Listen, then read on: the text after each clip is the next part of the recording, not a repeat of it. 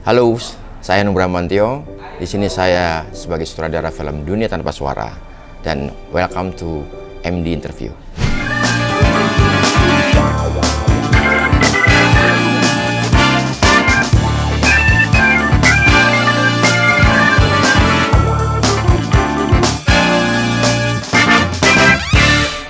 Oke, film ini sebetulnya awalnya saya tidak begitu tertarik ya, karena buat saya tidak menyukai film, udah bosan lah saya membuat film tentang love story anak muda apa segala macam gitu.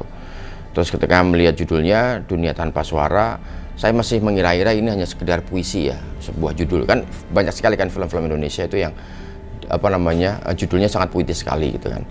Dan saya udah underestimate dulu awalnya gitu. Tapi kemudian ketika saya membaca skenarionya, halaman pertama, halaman kedua, halaman ketiga sudah mulai agak, dan underestimate saya udah mulai hilang gitu kan. Perangsur-angsur hilang, dan akhirnya kemudian saya menemukan satu ketertarikan. Ketertarikannya apa? Bahwa film ini menyajikan sebuah kisah remaja, kisah cinta, tetapi dihadirkan dengan sebuah bahasa isyarat gitu kan. Nah, di awal-awal saya membaca skenarionya, saya hanya membayang-bayangkan bahwa wah, saya bisa membuat film ini dengan pendekatan seperti yang dilakukan oleh B.W. Purbanegara di film Bermula dari A.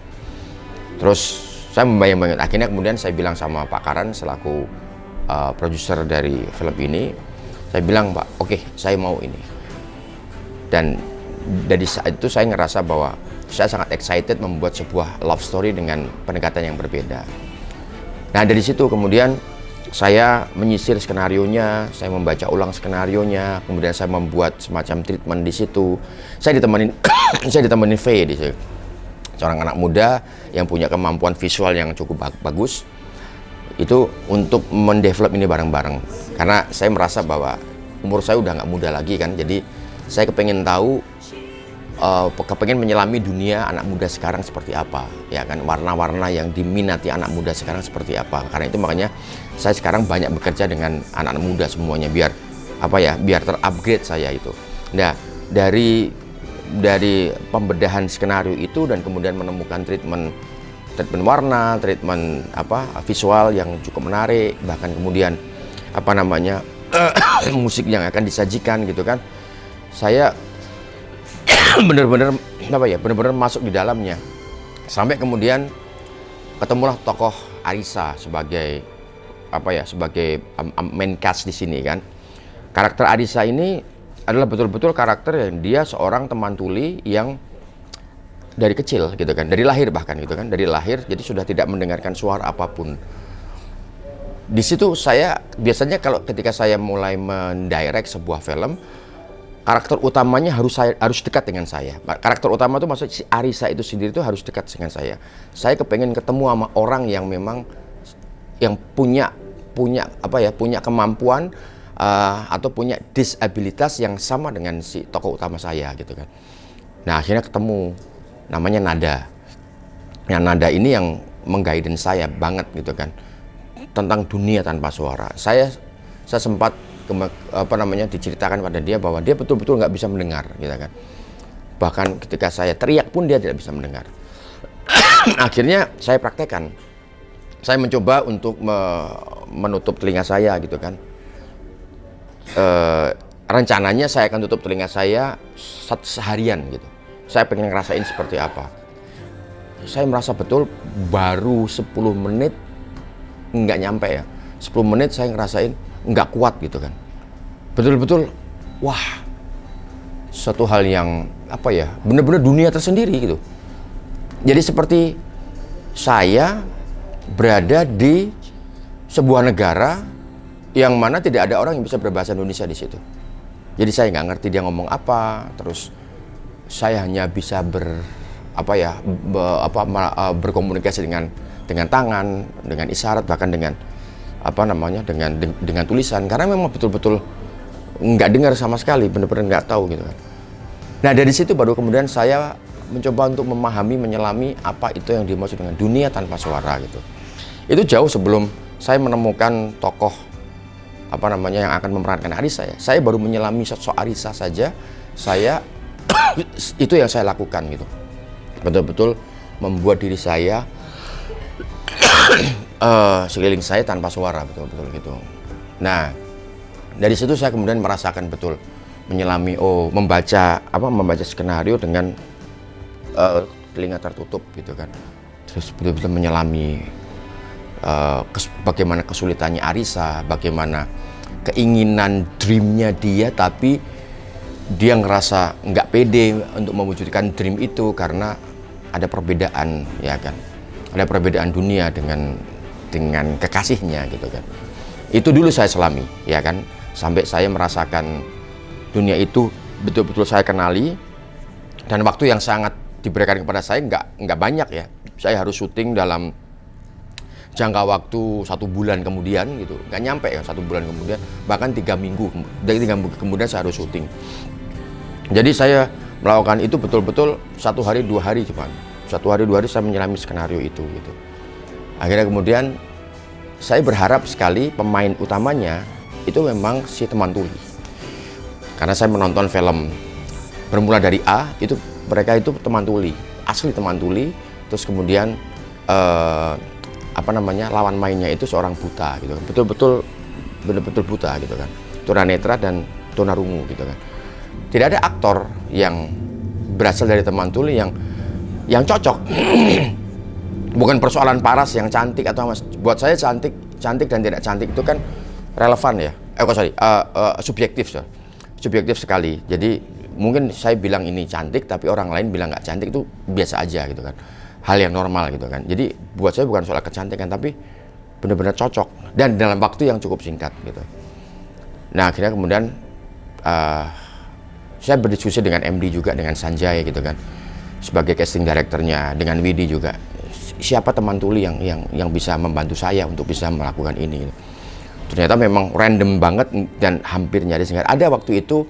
Seorang pemain yang sudah kita temukan, kita lihat prototipenya di sebuah sinetron gitu kan, bagus, cocok gitu kan, tapi ternyata sekarang usianya sudah 28 tahun dan sudah punya anak gitu kan. Sementara karakter utama kita masih usia 19 tahun sampai 20 tahun gitu kan. Jadi secara umur udah nggak match gitu kan.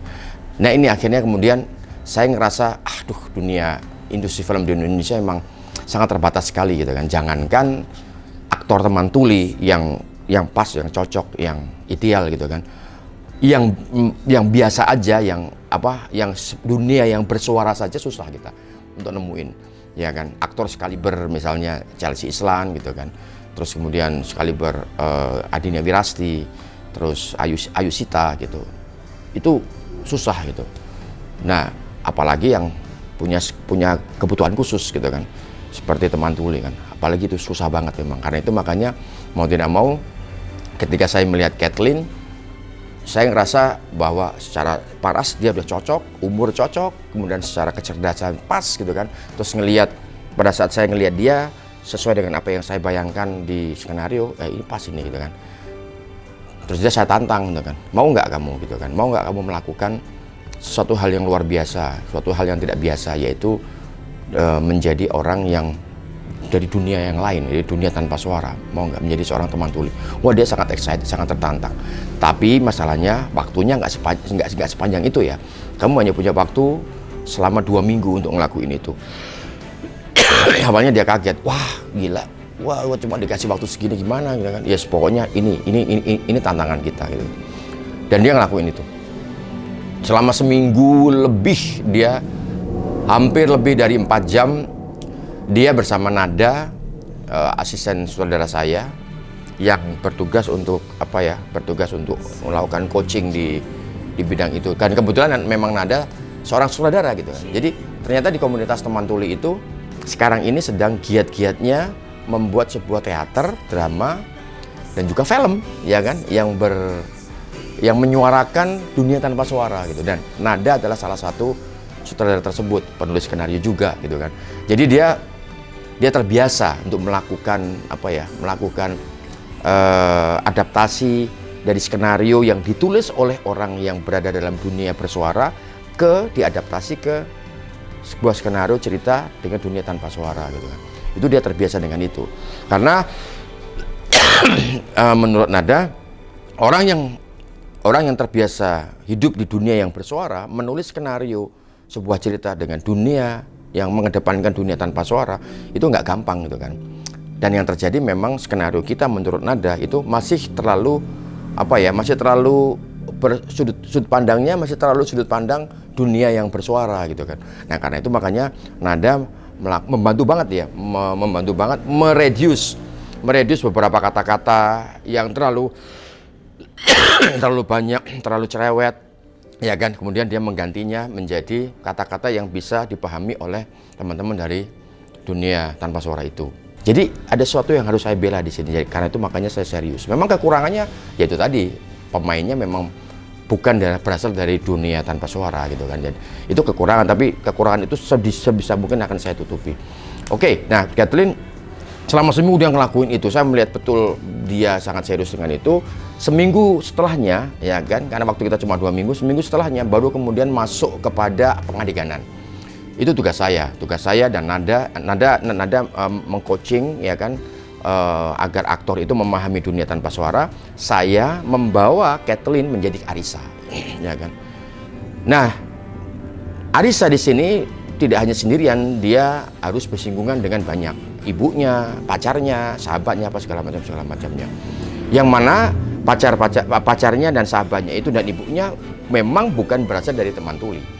Maksudnya mereka orang yang hidup di dunia bersuara gitu kan. Jadi hanya yang berkebutuhan khusus hanya Arisa saja. Nah, cuma di skenario memang tidak ada ya yang betul-betul teman tuli hanya atau sosok Arisa. Tapi kemudian saya ngelihat masa sih nggak ada wakil apapun dari dunia teman tuli yang ada di sini. Akhirnya kemudian peran-peran yang tadinya tidak teman tuli akhirnya saya ubah menjadi teman tuli. Contoh, di situ Arisa punya teman namanya Kania. Nah, Kania ini menurut cerita dia hidup bersama keluarga yang bersuara, tapi dia punya nenek yang teman tuli gitu kan. Nah, Kania itu terbiasa dengan itu. Nah, itu saya ganti bahwa bapaknya Kania itu adalah seorang teman tuli. Jadi Kania terbiasa hidup dengan ayah yang memang teman tuli, sehingga dia bisa berbahasa isyarat dengan sahabatnya Arisa.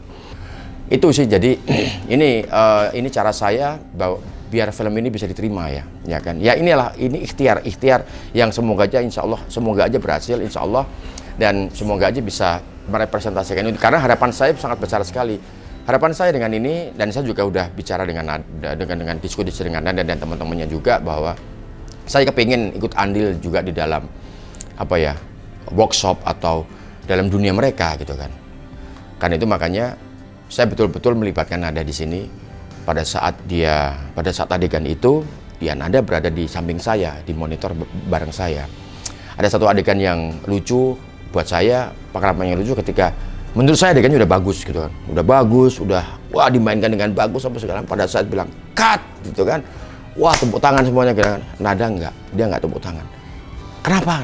Itu salah dialog. Aduh, gitu. Jadi terus akhirnya ya udah, gimana yang salah? Akhirnya Nada memperbaiki itu satu. Kemudian yang kedua, jadi ada type of shot yang kita kadang-kadang sering melakukan itu di dunia bersuara, misalnya big close up gitu, untuk ngasih ekspresi yang nangis, yang apa gitu kan, atau marah atau cemburu atau apa, itu kan biasanya big close up gitu kan. Bagi Nada sebagai seorang dari komunitas teman tuli, dia ngerasa itu terlalu close up. Kita tidak bisa melihat bahasanya. Oh ya, jadi gimana? Kamu juga tidak mungkin ketika close up terus tangannya si aktornya itu harus muncul di depan mukanya dia gitu kan. Karena memang di dalam teman tuli betul-betul bahasa isyarat dilakukan melalui tangan gitu kan. Misalnya terima kasih, saya bilang terima kasih gitu kan. Terus kita menjawab dengan sama-sama. Nah, sama-sama itu begini. Jadi semua dilakukan dengan tangan gitu kan. Terus kalau misalnya ada bahasa yang baru, itu melakukan dengan bahasa tangan. Misalnya N itu kayak gini gitu kan. Terus S itu begini. Terus B itu begini gitu kan. Jadi ada bahasa-bahasa itu yang semuanya menggunakan tangan. Kalau kita terlalu close up di muka aja, kita kan aktor itu kan tidak bersuara nantinya. aktor itu betul-betul berbicara dengan tangan, jadi nggak bisa kita ngomongin bahasa close up. Akhirnya kemudian semua lensa yang close up gitu kan, pada saat adegan Kathleen kita buang, kita reduce, kita jadikan medium shot gitu kan, sehingga tangan itu betul-betul bicara, isyarat tangan betul-betul bicara. Nah, hal-hal seperti ini yang membuat saya ada dunia baru yang saya pahami gitu ya. Dan ini yang penting, karena setiap kali saya membuat film, saya kepingin saya harus punya ilmu baru yang harus saya pahami.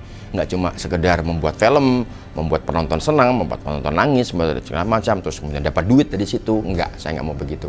Saya kepingin ketika saya melakukan sesuatu, saya kepingin dapat ilmu, dapat pemahaman yang kelak ilmu saya, pemahaman saya ini bisa saya turunkan, wariskan kepada anak saya, komunitas saya, pada anak-anak baru yang kepingin punya passion di dunia film. Oke, buat teman-teman semuanya, itu yang bisa saya sampaikan di film saya yang terbaru ini, dan saya merasa senang bisa bisa punya pengalaman baru, punya ilmu baru. Dan selamat menonton, dan terima kasih sudah menyaksikan MD Interview bersama saya, Hanung Bramantio.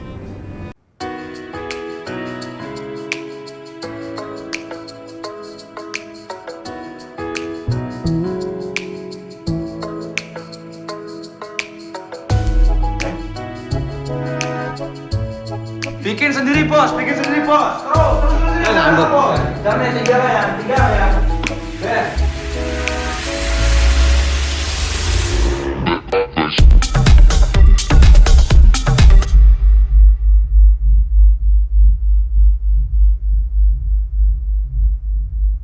Kamu tahu kan, kalau Arisa itu tuli, gak bisa bicara seperti kamu.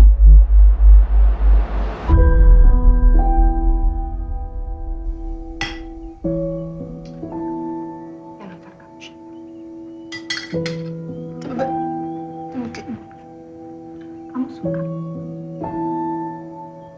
Hati-hati. Bisa panas. Bisa bertahan semua. Arisa itu nggak pernah punya teman bicara selain saya. Bos sama saya, yang sama-sama bisa ngomong aja, kadang tuh masih bisa salah paham sama apa yang pengen kita sampaikan. Perasaan nggak bisa dipaksain, you know that, right? Tapi masalahnya, kamu terlalu sempurna. Satu saat bisa saja kamu bosan, terus kamu ninggalin dia. Bos, saranku tuh, pepet orang terdekatnya bos. Ya gimana, ibunya aja gak ngasih gua untuk ketemu sama dia? Wah, koclok, ganteng tok, koclok.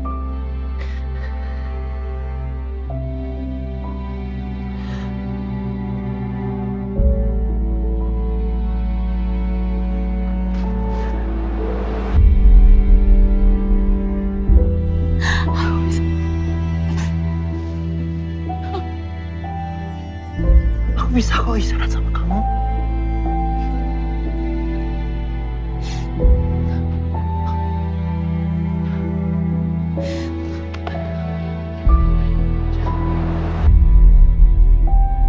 Percayalah, tak ada seorang pun yang ditakdirkan sendirian. Bahkan dalam dunia tanpa suara, kebahagiaan akan menyertai kalian.